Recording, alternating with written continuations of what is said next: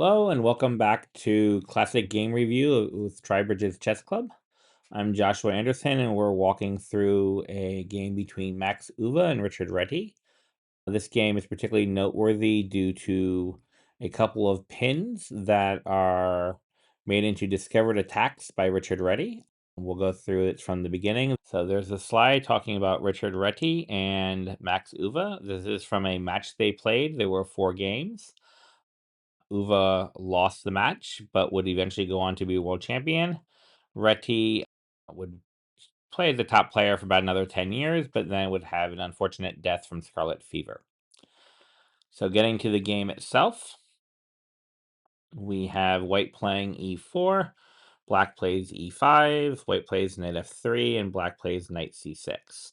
Now, Max at this point is a 18, 19-year-old, and he has been an e4 player for his entire career. This is a game played shortly after World War I, and so he has only recently appeared on the scene as one of the top young talents emerging.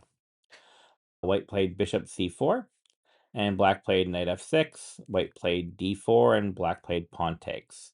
White can play e5 here and go into a different variation of the Scotch Gambit, but instead chooses to castle. And black being a bold player, not wanting to give his young opponent any sense that he's afraid of him, plays the very aggressive knight takes pawn on e4. White plays rook e1 and black plays d5. This is a pretty standard approach so far. Bishop takes d5, queen takes d5, and knight c3. Leads us to a position that you may have seen in a previous video of ours between Morphy and Schröfer. In this particular case, Réti chooses to play queen to a5. After queen to a5, white has a multitude of choices, either knight takes knight or knight takes pawn. He chooses here to play knight takes pawn. Black plays knight takes pawn, knight, and white plays queen takes knight. Now, white has 3 attackers on this knight on e4, and black has no defenders. Usually this would be a very bad sign for black, but black comes up with a creative idea.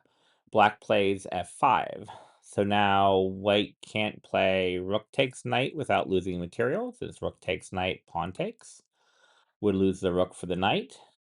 He can't play queen takes knight because, again, he'd lose a lot of material. In this case, pawn would take queen. And after rook takes, there's not much of an attack for his queen that he's just sacrificed. He also can't play knight takes knight because if he plays knight takes knight, why is black very happy in this position? Yes, that's correct. He'll play queen takes rook on e1 and checkmate, and black will win the game. So even though the knight is only protected by one pawn, the pawn on f5, black is able to hold it. White cannot play f3, pressuring the knight due to what pinning maneuver? Yes, that's correct. We would play bishop to c5, pinning the queen to the king. At best, white would play queen takes bishop, and black would play queen takes queen and be easily ahead. So after f5, white chooses to play bishop g5. A nice aggressive bishop move. It also connects the rooks, meaning that white can now play knight takes knight and not worry about queen takes rook. So after bishop to g5, black plays queen to c5. Black very much would like to trade off queens.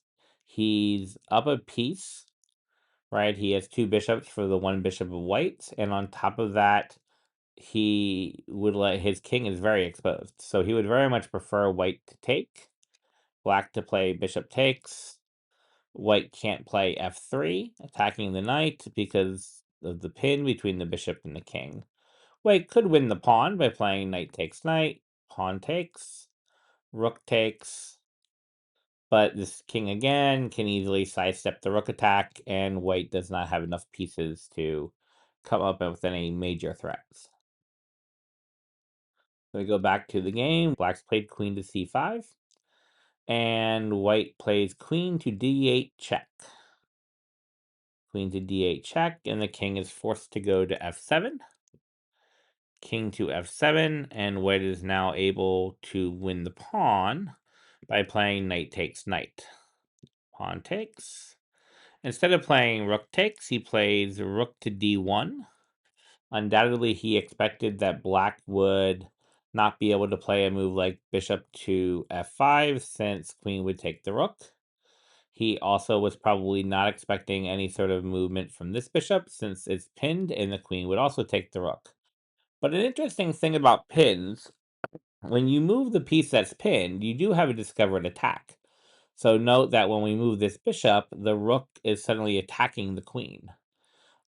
So when black plays bishop to d6, white is suddenly forced to play queen takes rook. There's no other safe squares for this queen, and with the bishop on g5, there's nothing we can do. Still, the queen takes the rook. Seems to be in good shape here. Black takes the bishop, since the bishop is no longer protected by the queen. And white is capable of taking the pawn, but instead chooses to play f4. Now, if queen takes pawn, how do we take advantage of this for white? Yes, we'll just play rook to f1, pinning the queen to the king. So after f4, black can play bishop takes. If he wants, Réti chooses not to. The pin here is not sufficient for enough counterplay. A bishop to h3 will threaten both the queen with rook takes queen and the checkmate on g2. So black could have simply have played bishop takes f4. Instead, he chooses to play queen to h4. White takes on e4. And black is now comes up with another surprise. Bishop h3. Again, this rook had been the bishop had been pinned to the rook, and the queen was attacking the bishop, but with the bishop moving, the rook is suddenly the one attacking the queen. Queen has nowhere to go, and so the queen went ahead and took the rook. And now black has two active bishops and a queen versus these two rooks, with the white queen back here in the corner. So the only thing left is for black to use his bishops to draw the king out. Here we see bishop to c5 check. Rook to d4 looks like an interesting block, but after bishop takes rook takes bishop, where will black go? Yes, that's correct. He'll go queen to e1, checkmate. Instead, white played king to h1, trying to hide in the corner. And black delivers his last sacrifice. He plays bishop takes pawn check. The king is forced out. King to g2. Now there are two mating lines in this position. One is queen to g4, which is what was played in the game. King to f1. At this point, he's resigned, but I'll show you the two mating lines. King to f1. Queen to f3. King to e1. And queen to f2 is the one checkmate. The other checkmate would involve the queen going to f2. King to h3. Queen to h3, right? We're looking into continuing the attack here. King to h4. Now, bishop e7 looks like a good check, but rook takes, and white would probably survive. Instead, bishop to f2 check. The king has nowhere to go but to g5. And then we have only two more moves left. King or pawn to h6. King to f5. And queen will mate on, that's correct, h5.